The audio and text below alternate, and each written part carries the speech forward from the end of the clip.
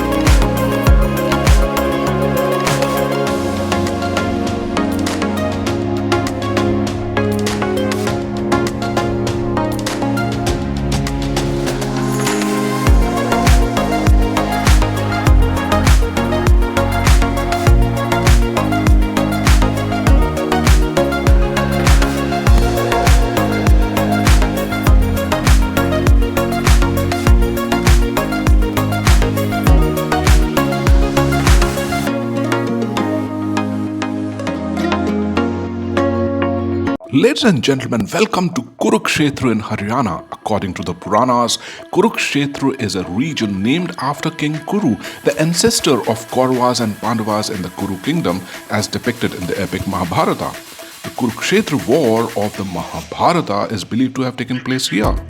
Lord Vishnu was impressed with the acts of King Kuru and blessed him with two boons. First, that this land of Kurukshetra forever will be known as the holy land after his name. Second, that anyone dying in this land will go to heaven. Kurukshetra has a rich history, was part of the Maurya Empire in the 4th century BC, then was ruled by the Kushans, came under the Gupta Empire in the 4th century AD, followed by King Harshavardhana. Later it fell into the hands of the Delhi Sultanate and the Mughals. Between the late 17th and the early 18th centuries, Kurukshetra was controlled by the forces of the Maratha Empire until the British took over in 1803. Since 1947, Kurukshetra has become a popular spiritual center and has seen much infrastructure development and restoration of the old structures. Let's visit some places in the holy city of Kurukshetra. So we are at a place called Jyotisar in Kurukshetra, which is arguably the most holy and the most sacred place in Kurukshetra. Now, why is Jyotisar important? Jyotisar is important because according to the epic Mahabharata, this is the place where Lord Krishna imparted the knowledge of Bhagavad Gita, which is the doctrine of karma and dharma, to the wavering Arjun. Before the Mahabharata war began, Arjun started having doubts about going against his relatives. And then Lord Krishna imparted the wisdom to Arjuna and showed him his Vishwaroop, which is his universal form, and removed all doubts from Arjuna and prepared him for the war of the good against the evil. This is the tree under which apparently Lord Krishna imparted the wisdom of Bhagavad Gita to Arjuna. And we're talking about 4,000 to 5,000 years of history over here. And therefore this tree was a witness to that entire wisdom that was passed from Lord Krishna to Arjuna. And that's why it's known as Akshavat, because this tree cannot die and has survived for thousands of years and has been a witness and a testament to the knowledge and the wisdom that was passed on from God, Krishna, to Arjuna. So ladies and gentlemen, we are at a place called the Bhishma Kund, which you see in the background. And this is also known as Ban Ganga. So you might recall that Bhishma is a central figure in the epic Mahabharata because he was the supreme commander of the Kaurav forces. And it was almost impossible to defeat him. So Arjun used Shikhandi as a shield and finally vanquished Bhishma Pitama with a volley of arrows and laid him on a bed of arrows on the 10th day of the 18-day long war of Mahabharata. And when Bhishma Pitama was lying on his bed of arrows, he felt thirsty and asked Arjun for some water. So Arjun, being an ace archer, took out an arrow and pierced the ground and got water out of it. And that led to the formation of this well out here, which quenched the thirst of Bhishma Pitama. Bhishma Pitama, of course, waited for another 58 days before he chose to die, because it was his wish when he would die. And he waited for the winter solstice to begin. That's also called Uttarayan. Wonderful place and wonderful history of this place called the Bhishma Kund or the Ban Ganga.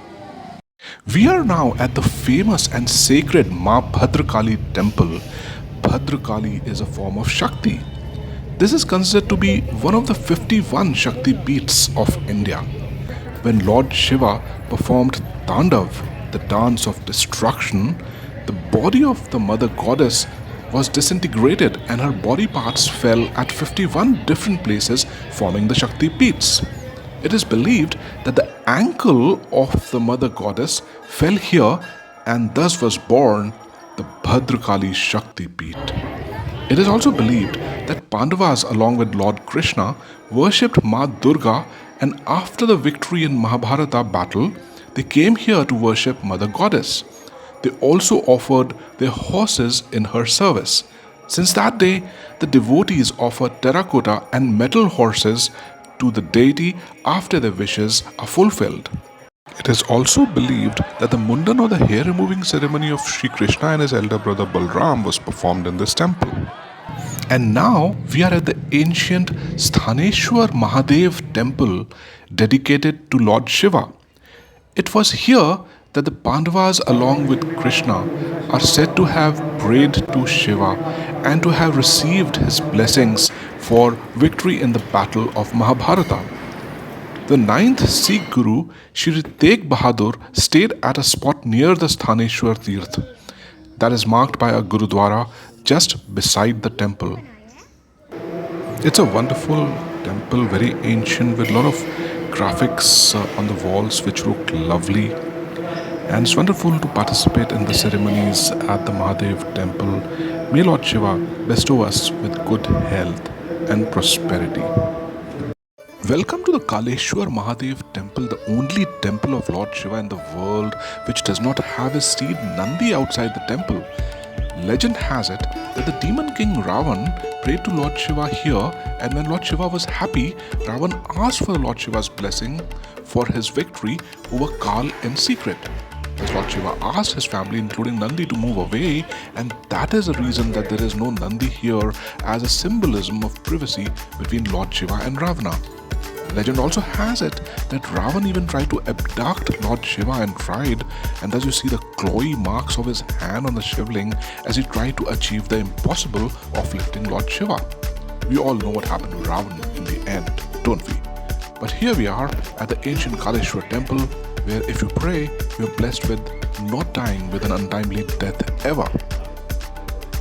So we are at the Brahma Sarovar, which is a very sacred place in Kurukshetra. And the reason is that if you take a holy dip out here, especially at the time of Amavasya or the new moon day, and of course on the solar eclipse days, then you're supposed to be, gotten rid of all your sins and that you achieve salvation. In fact, in 2006, when there was a solar eclipse, around 1 million people, no less, landed over here. There's a beautiful Shiva temple behind, as you see, and there is a bridge which connects the banks to this Shiva temple across the Brahma Sarovar.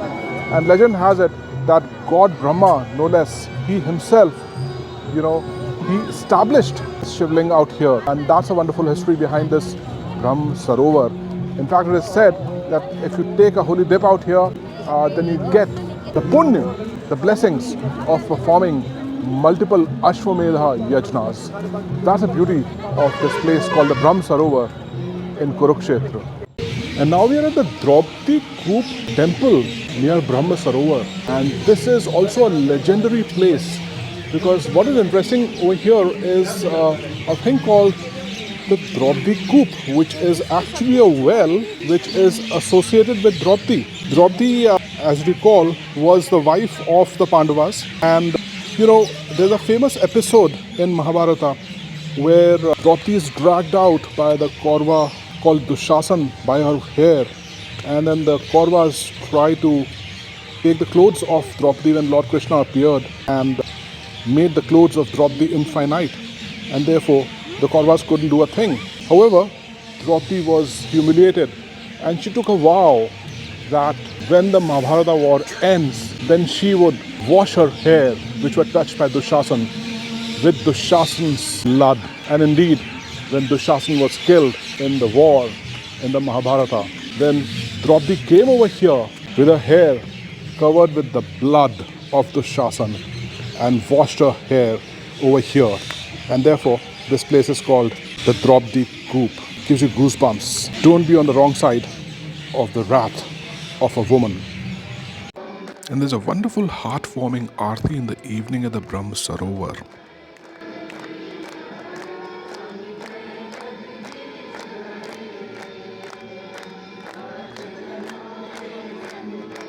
True to the tryst with history, Kurukshetra also has a Sheikh Chili's tomb, which is a wonderful building out here, which stands tall and magnificent. We are at Kurukshetra and we are at a place called Sheikh Chili's tomb. I believe the real name was Sheikh Chehli. And Sheikh Chehli, whose tomb we see over here in the background, was the wonderful spiritual teacher of Dara Shikoh. And Dara Shikoh, you might recall, was the eldest son of Shah Jahan with Mumtaz Mahal, and he was a heir apparent for the throne of the Mughal Empire when Shah Jahan died. However, Dara Shikoh was much more into spirituality, and that's why he used to consult Sheikh Chehli.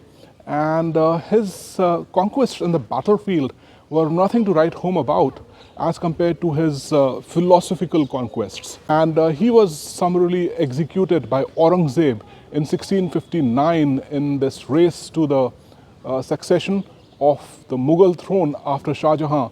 And that was the end of Dara Shikoh. But Dara Shikoh was an unorthodox Muslim, even tried to learn Sanskrit. And the man behind his philosophy and guidance was Sheikh Chehli, whose tomb we see over here. We also see a madrasa which is all around, beautiful gardens in the form of Charbagh.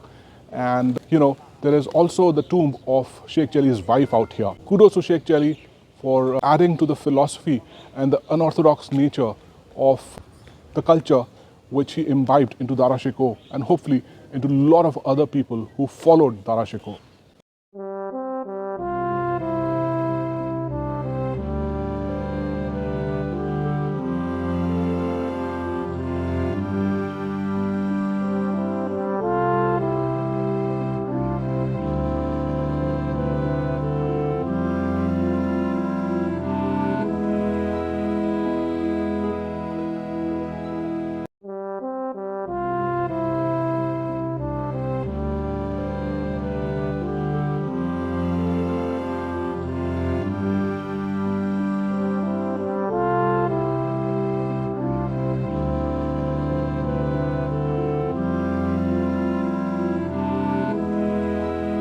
So overall, a wonderful trip to the city of Kurukshetra. The ride from NH44 from the NCR was extremely smooth and a piece of cake.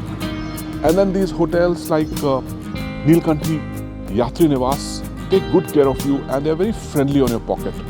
The city itself was very neat and clean, surprisingly.